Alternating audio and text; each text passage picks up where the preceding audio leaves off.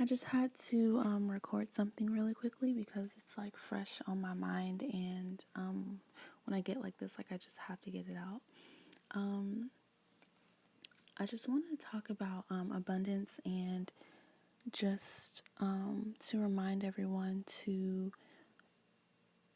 remember how abundant they truly are at this very moment in their lives. Because a lot of times we call for abundance and we try to bring down abundance to this plane, but we don't realize how much we already have, and that can in turn really produce a lot of lack in your life. So if you kind of just take the time out and reflect on all the accomplishments you've made within the past couple of weeks or months, the things that you've done that you've never had a chance to do before. I don't know, just even the little things, even if you didn't have a big month or didn't have a big week this week, just the little things that you were able to do that you haven't been able to do for a while.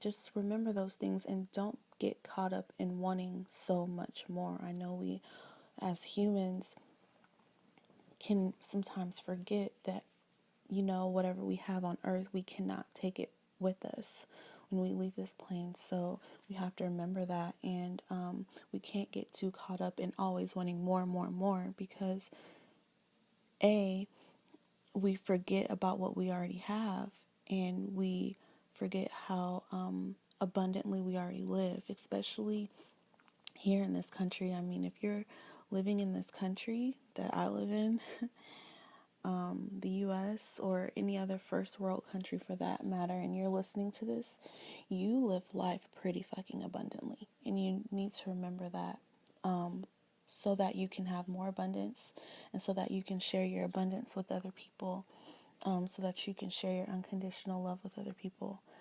I just wanted to kind of remind everybody of that because the one way to really, really promise lack in your life is to forget how abundant you already are. It's like Law of Attraction 101. You don't want to focus on what you don't want, or else that's going to grow. And, when we're so greedy and greed is on our mind, then the feeling of lack will grow inevitably because we have that hunger, that thirst for more physical things rather than more spiritual things. And that can in turn create the feeling of lack, because when we have a feeling of greed, we have a feeling in our hearts, in our minds, in our being, in our physical being, of basically like a bottomless pit that can never be filled. And we want more, and we see all of these shiny things outside of us, and we want to be like that person. We forget that we're not even human. A lot of times it could be very, very difficult to kind of reel yourself back in from that,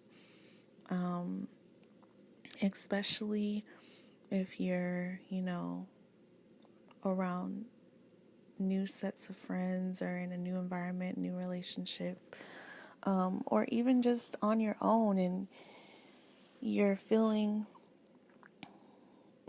feeling like, you don't belong anymore because there's just so much that and you're trying to kind of like integrate yourself back into the world, which is fine and which is great. And don't get me wrong, it's beautiful and amazing to decorate yourself every now and again, and to live that lifestyle, because you're here for a reason.